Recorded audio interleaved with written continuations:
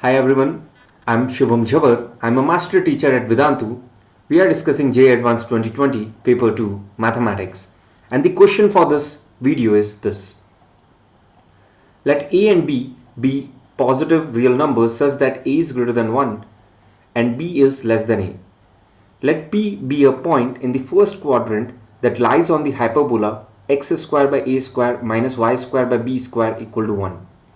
Suppose the tangent to the hyperbola at P passes through the point 1, 0 and suppose the normal to the hyperbola at P cuts off equal intercepts on the coordinate axis. Let delta denote the area of the triangle formed by the tangent at P, the normal at P and the x-axis. If E denotes the eccentricity of the hyperbola, then which of the following statements is or are true?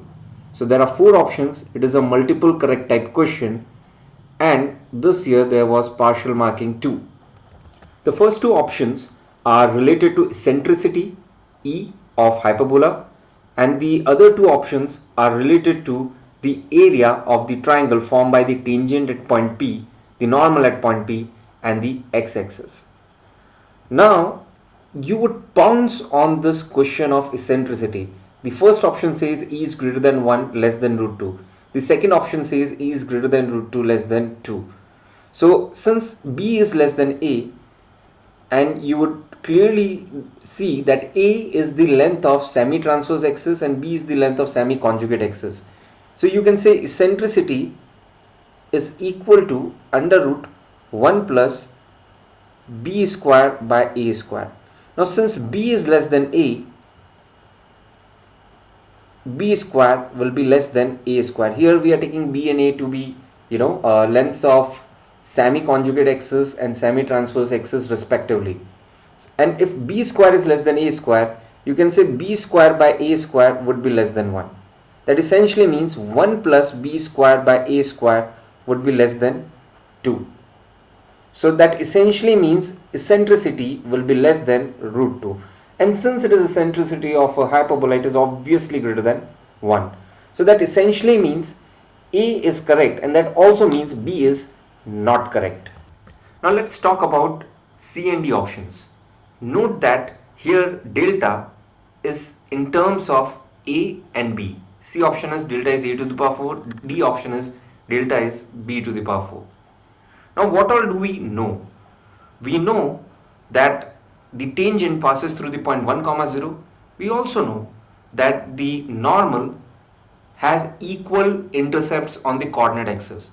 So this essentially means the normal will have slope -1. That also means the tangent would have slope 1 because normal and tangent are perpendicular to each other.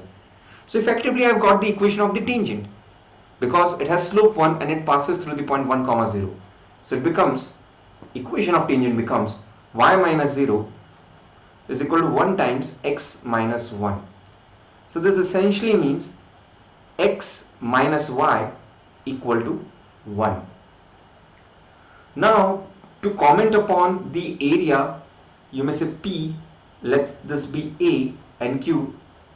If I can get P and Q's coordinates, it will be very easy to comment upon the area of triangle PAQ.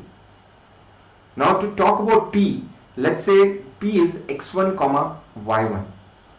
Obviously it lies on the hyperbola, so we may say x1 square by a square minus y1 square by b square equal to 1. But this may not be that much useful as we move ahead. Here we know the equation of the tangent at point P.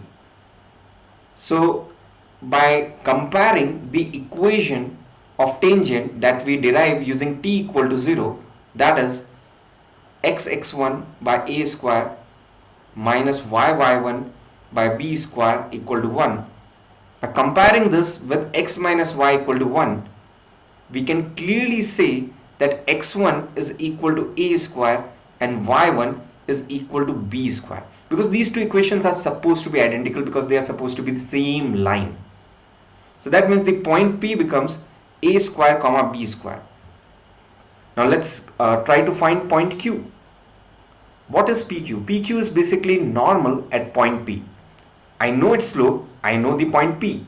So I can even get the equation of the normal, which becomes y minus b square is equal to minus 1 times x minus a square. So this essentially becomes x plus y is equal to a square plus b square. And to get the point Q, which lies on x-axis, you need to put y to be 0. So that means point Q would become a square plus b square comma 0. Now what about the area of triangle PAQ? Rather than using all the three coordinates, you may just use this basic understanding that area of the triangle is half into base, which is AQ, and height, which you can say to be the y coordinate of point P. Why? Because P lies in the first quadrant. So delta is supposed to be half into base, which is AQ, which will be difference of the x coordinates of A and Q in absolute sense.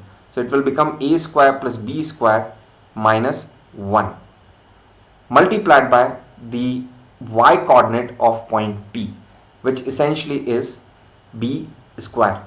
Now note that point P, which is a square comma b square, lies on the hyperbola. So that means it will satisfy this equation, and by putting x1 to be a square and y1 to be b square, you would get a square minus b square to be 1. Even if say you don't consider this equation, you may consider this equation of the tangent on which to the point P lies, and hence we have a square minus b square is equal to 1. So this area essentially becomes half times a square minus 1 would become b square, and already there is one b square, so it becomes 2b square times b square. So essentially the area delta becomes b to the power 4. So that means D is also correct, and hence C is not correct. So A and D are the answers. Thanks for listening. Stay tuned for the next question.